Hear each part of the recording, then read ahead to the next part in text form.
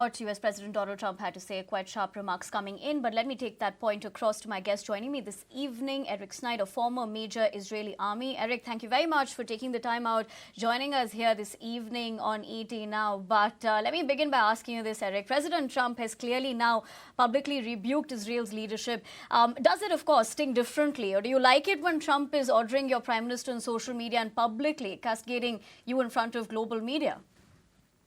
I think it's fine. I don't think that anybody here is too upset about that, knowing, first of all, President Trump and his style. He can be very bombastic.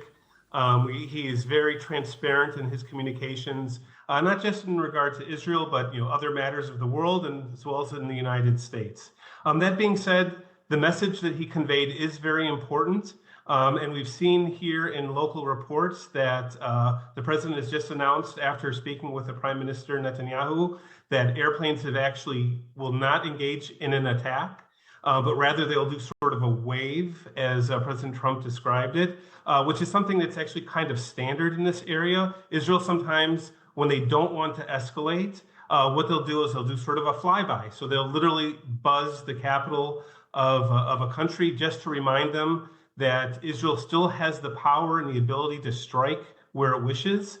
This is something that used to happen a lot against Assad's regime, where it was a way of communicating, where Israel, if they were unhappy with something that Assad was doing in Syria, they would literally fly over his head in Damascus.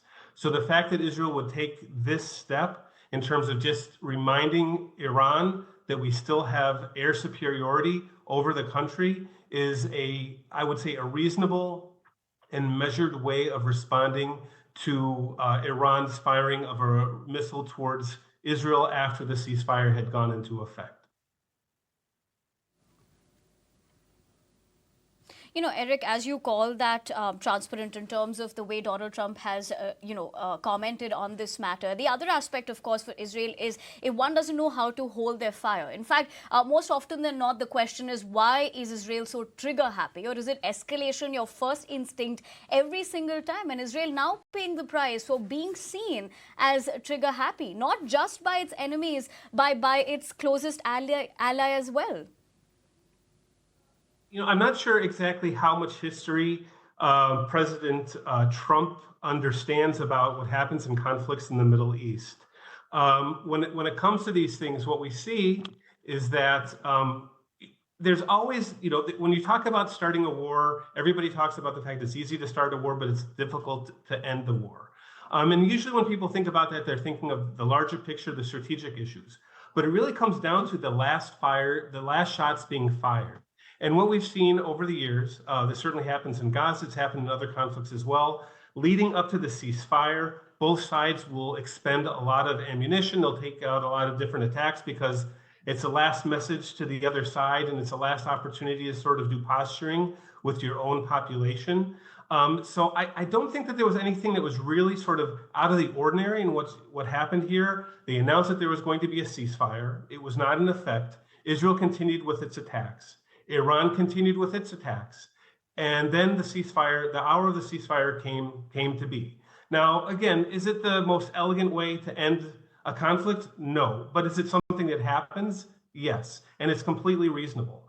What happened afterwards, though, was that we saw that there was an attack by Iran. They fired a missile towards the Israeli home front to sort of provoke and see how Israel would respond. We heard a lot of bluster from the Israeli side. There were plans to do some sort of measured attack against it. President Trump clearly did not have any patience or tolerance for any sort of games or shenanigans, and therefore he was very forceful in his language and his outreach to make sure that that didn't happen. So I don't think that there's anything that's actually happened in the past 12 to 24 hours that is sort of out of the ordinary. I think that both sides have an interest in scaling and ending this conflict, and it's just an issue of letting both sides find their way to work towards that calm and that quiet. And I think that we're getting there quite quickly. Erik, as you say that, the other way to look at this, sorry for interjecting you, but given the aspect of how you're wording that, the other aspect of this is, has the Israel Defense Forces confused deterrence with dominance and in the process clearly lost the global moral argument? No, I would say the opposite. I would say that really what's happened based upon what's happened over the past few days is we've seen that the IDF first of all has been very effective in being able to attack and destroy the infrastructure and achieve their goals of the war. But really what it's done, and a lot of times when you're thinking about the military, is what is going to be the next step, and is how is it setting things up for the next step. We know that Iran is a bad actor. We know for the fact that even if it wasn't explicit, we saw support from Europe, we saw support from other regions in the world, because Iran has spent 40 years, this regime, for more than 40 years, destabilizing the world and destabilizing this region. So from that standpoint, everything is fine. Now what's happened with the U.S. participating in the bombing of the Fordour nuclear facility is now that the U.S. is also involved in a more direct way. And now we get to the real important piece. The conflict is ended, and now the next piece of this, or the next step, is going to be the negotiations. And that's where what you'll see is that Israel will not participate most likely in these negotiations, but they'll still have a seat at the table from a figurative standpoint. And they're going to be very tied to the United States and the rest of the global community as they're working towards getting to conditions that are more tolerable for Israel and for the United States, and quite frankly, for the West. And then also, if they're unable to achieve some sort of peace or some sort of agreement, we know now that the U.S. and Israel will be lockstep in terms of the next, whatever those next steps will be. They'll be tightly coordinated with that, if that means a renewal of the conflict or if there are other paths that are taken.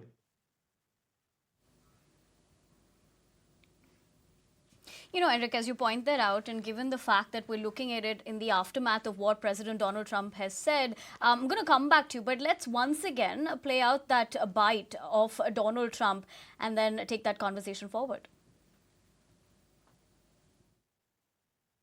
I don't think so, but I'm not happy that Israel's going out now. There was one rocket that I guess was fired overboard. It was after the time limit, and it missed its target.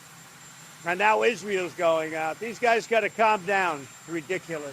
Only you would respond at the ceasefire fire. I didn't like plenty of things I saw yesterday. I didn't like the fact that Israel unloaded right after we made the deal. They didn't have to unload. And I didn't like the fact that the retaliation was very strong. But in all fairness, Israel unloaded a lot. And now I hear Israel just went out because they felt it was violated by one rocket that didn't land anywhere. That's not what we want, I'll tell you. And I'm telling you, I'm not happy about that, Israel, either. Erik, I'm sure you would have heard that as well. But the question here is that if this was about showing strength, but ends clearly with American disapproval as well and diplomatic isolation, what exactly did Israel win here so far?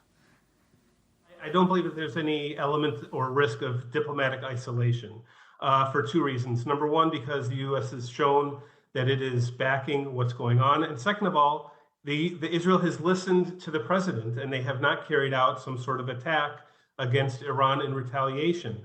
So I think that that's fine. Again, it's clear and it's reasonable for the president to be frustrated. He likes things to be clean and neat.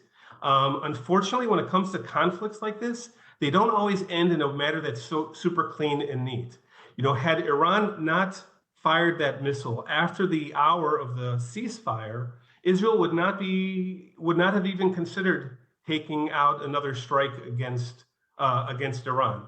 Again, I understand the president's frustration, but at the same time, Israel has its own interests when it comes to seeing how this chapter closes. The fact is that they did listen to President Trump and his request not to take out even a symbolic strike. But at the same time, Israel will do what it needs to do. If we think about how Iran responded to the American attack, it was very similar, right? They attacked the base away from population centers. They gave warning before, and that's a sign that they are looking for de-escalation. Israel, again, some politicians may ramble a little bit about how angry they are, talking to the base about what will happen for violation of the ceasefire, but there was no expectation that this would be a massive attack by any means. It was going to be very measured because, again, both sides are in the state of de-escalation. President Trump just simply accelerated it by saying there's not going to be that game that you often see where it's who gets that last shot in.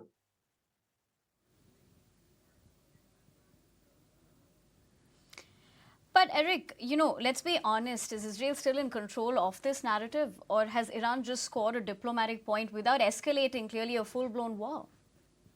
I think that Israel would have been at more of a disadvantage had they carried out an attack. But because of the fact that they didn't carry out attack, they actually position themselves as being the ones that can say that they are the ones that were aggrieved. They were attacked after the ceasefire, and they chose not to escalate. They chose not to respond. So I would actually believe that in the international arena, Israel actually comes out stronger in this situation by not responding and by heeding to the warnings of President Trump. So in this case, Iran is the one that was the last to fire, and it was after the ceasefire, and US and Israel's in a better position because they did not respond.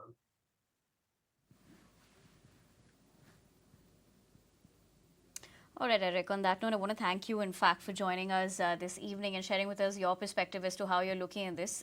But clearly, we'll have to wait and watch as to how this one unfolds. But for the moment, we